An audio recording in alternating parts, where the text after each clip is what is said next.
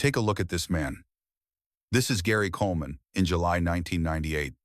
He isn't standing under the warm, golden glow of a Hollywood soundstage anymore.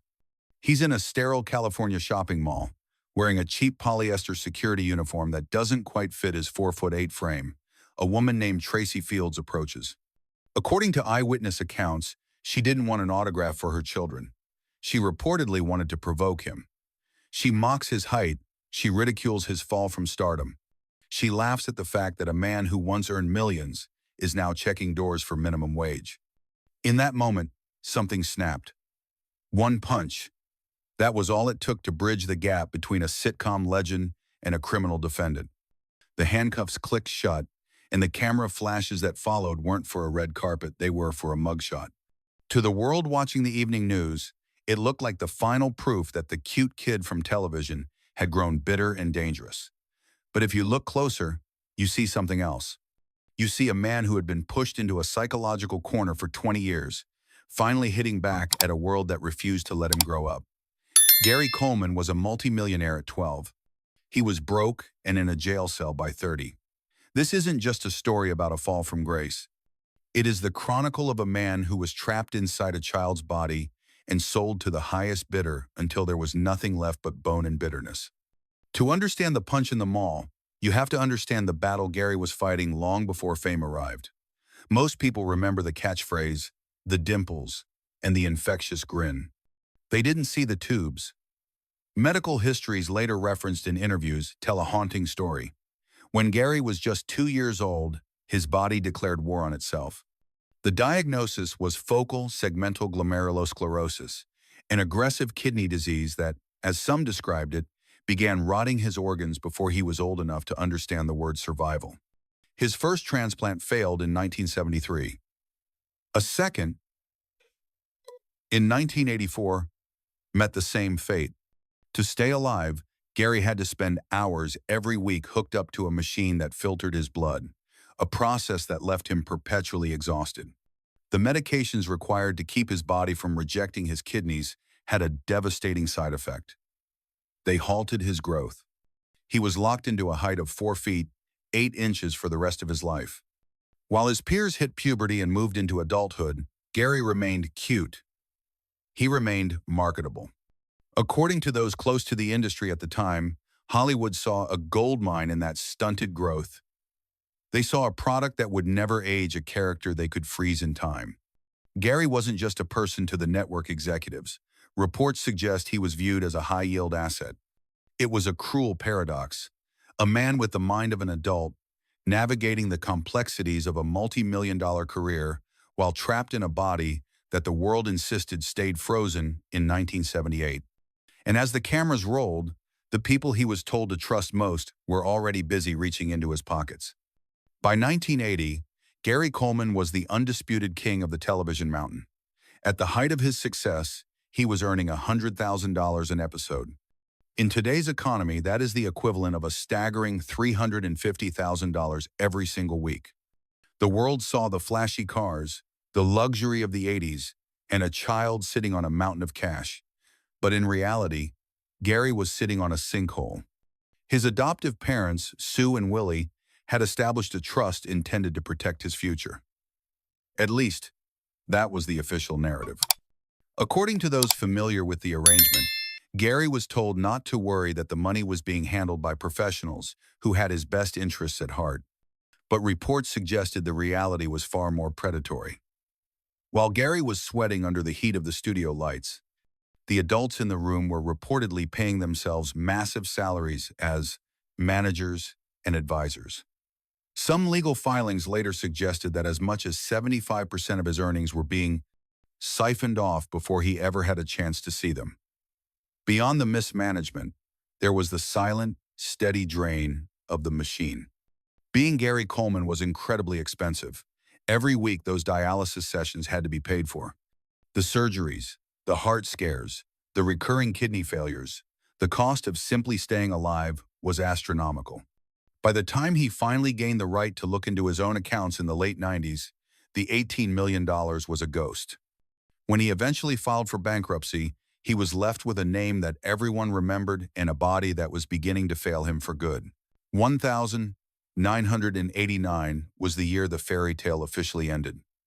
Gary was 21, and he finally began to ask the questions that the people around him had been discouraging for a decade. He looked at the ledgers and saw the missing millions.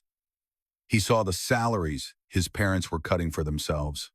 He then did the one thing that is considered unforgivable in the entertainment industry. He sued his own parents for misappropriation of funds. As some familiar with the situation recalled, the decision was agonizing. It wasn't just a legal battle, it was a public declaration that the people who were supposed to protect him had failed him. But in the eyes of the industry, it was a career suicide note. Hollywood in the late 80s did not like troublemakers. Producers didn't see a victim seeking justice, they saw a liability, a headache. According to those who worked in casting at the time, Gary's image shifted overnight. He was no longer the harmless kid the world adored. He was a reminder that the machinery behind child stardom could be challenged and exposed. The phone stopped ringing. The roles dried up. He won the suit in 1993, with a judge ordering his parents to pay back $1.3 million. It sounded like a victory, but according to court records, the reality was crushing. After the lawyers took their cut, after the taxes were settled, and after years of accumulated medical costs, Gary reportedly walked away with less than $200,000. He had traded his entire career for a fraction of what was stolen. He later told a reporter, "I don't wish this fame on anyone. It's a curse you wear around your neck until you die." At 25, he was already a ghost in his own life. By the late 1990s, the billionaire lifestyle was a distant memory. For most, life at 30 is a time of building a future. But for Gary, it was a desperate struggle to maintain a present. He took a job as a security guard because he had to. He needed the health insurance. He needed to cover the medications that kept his failing system from collapsing. But the uniform didn't hide him, it only made him a target. According to accounts from that era, the public didn't see a man trying to earn an honest living. They saw a cartoon that had escaped its frame. Imagine walking through a crowded mall while every second person shouts a catchphrase at you that was written when you were 10 years old. "Whatcha talkin' bout, Willis?" Over and over. It was like a drill in the ear. Reports suggest that people treated him like an exhibit in a zoo, poking the bear to see if it would roar. Some described the encounters as cruel strangers laughing at his height, mocking his fall from stardom, and demanding autographs with a smirk instead of admiration. They felt a sense of ownership over him, licensed by the nostalgia of their own childhoods. They assumed he was used to it. But behind the guarded expression was a man whose patience was eroding alongside his health. Those close to him later said the repetition of these humiliations was what truly did the damage. Each shift at the mall was a reminder that the world refused to let him be an adult, then mocked him for being a failure at adulthood. The anger began to boil, fueled by decades of being handled, managed, and ridiculed. As some later reflected, a boiling heart is a dangerous thing when the blood is already under constant strain from a body that is breaking down. If you look closely at the footage of Gary in his final years, the round, happy cheeks of the child star are gone. His skin had taken on a grayish, ashy tone, a visible marker of long-term renal failure. According to medical experts, when the kidneys stop functioning, waste products like urea have nowhere to go. They seep into the tissues, essentially turning a person into a ghost before they have even passed away. Gary was 4 feet 8 inches of constant localized pain. Inside that small frame, his organs were fighting for space. His heart was overworked, struggling to pump blood through a system that was essentially a wreck. Under his shirt, he carried the scars of failed transplants and the permanent catheter that was his only lifeline to the dialysis machine. Every step he took was a gamble. According to those who saw him regularly in Utah, he wasn't just tired of the fame, he was tired of the maintenance. The pills, the needles, the relentless schedule of the machines. The disease wasn't just a physical thief, it was stealing his temperament and his peace of mind. Reports suggest he became increasingly erratic and short-tempered, a common side effect of the toxins building up in his blood. He stopped trusting the world because the world had given him very little reason to. He told a friend that betrayal was the only thing he knew for sure. In the hospital, the machines took over. The rhythmic hiss of the ventilator, the steady, heartless beep of the monitor. Gary was silenced, but the noise around him was just beginning. Shannon Price was the one in the room with the legal power to speak for him, but reports suggest the atmosphere in that hospital room was thick with tension. Questions started to swirl almost immediately. Was it an accident? Was there a dispute? Local authorities investigated and eventually found no evidence of foul play, but they found a man who had spent his entire life being managed by others, and he was about to be handled one last time. Gary lay there, unresponsive. He couldn't fight back. He couldn't sue. He couldn't walk away. 2 days after the fall, the decision was made. Shannon Price reportedly authorized the withdrawal of life support. Gary Coleman died on the 28th of May, 2010. He was 42 years old. You'd think the tragedy would end with the flatline. It didn't. Within days, a haunting photo appeared in the tabloids. Gary, on his deathbed, intubated, pale, dying. Someone had sold it. Reports later suggested the image was captured and brokered for a profit, turning a man's final, most vulnerable moment into a commodity. It was the ultimate exploitation. Even in his final breath, his body was treated as merchandise. Then came the war over what was left. His adoptive parents, the ones he had sued years earlier, wanted the body. Shannon Price wanted the body. Former associates and friends wanted the body. They fought in court for weeks while Gary sat in a cold locker. According to legal records, the dispute over his estate and his remains was as bitter as any battle he had fought while alive.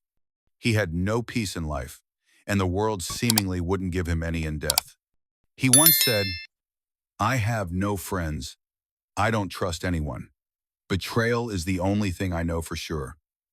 Looking at that legal circus, you realize he wasn't being cynical. He was being a prophet.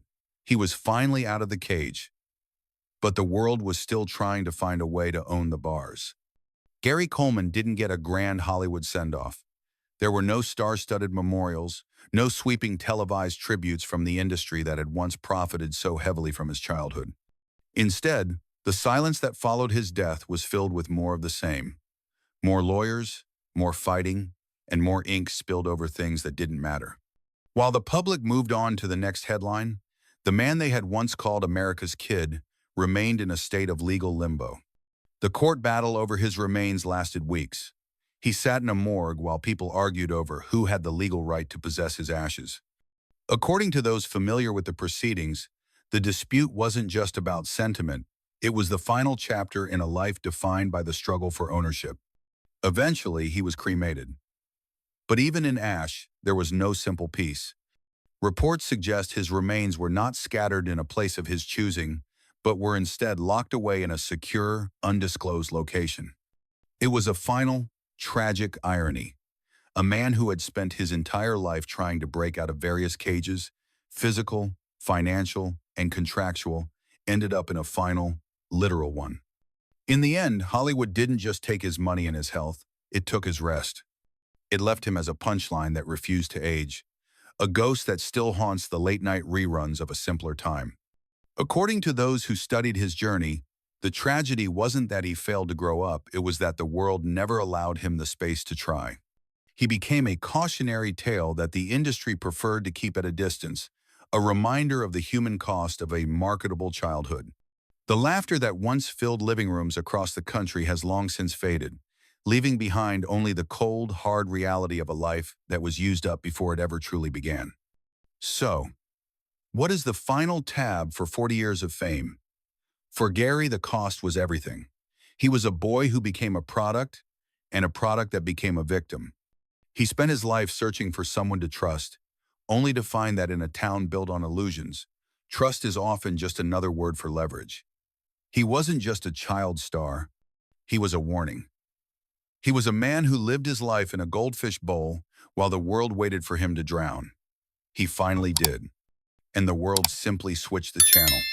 Gary's cage was made of bone and contracts. He was a man who couldn't grow. But for another icon of that era, the cage was made of glass and steel.